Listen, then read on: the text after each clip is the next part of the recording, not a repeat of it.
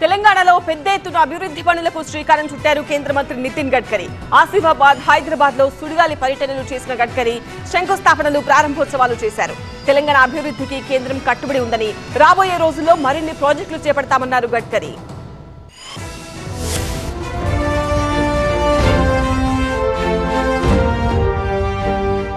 మాతో చేతులు కలపండి, తెలంగాణను అమృత సరోవరంలా మార్చి చూపిస్తామన్నారు కేంద్ర మంత్రి నితిన్ గడ్కరీ. తెలంగాణలో 26 అభివృద్ధి పనులకు శంకుస్థాపనలు, ప్రారంభోత్సవాలు చేసిన గడ్కరీ NH363ని జాతికి అంకితం చేశారు.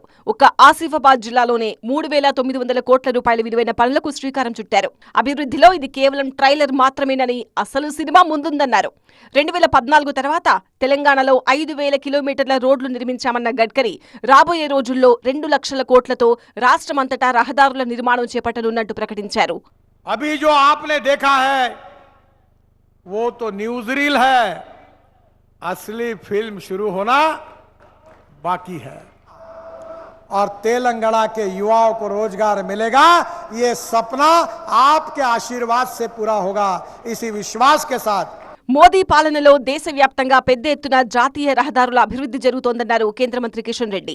తెలంగాణలోని 32 జిల్లాలను జాతీయ రహదారులతో అనుసంధానం చేసినట్టు చెప్పారు.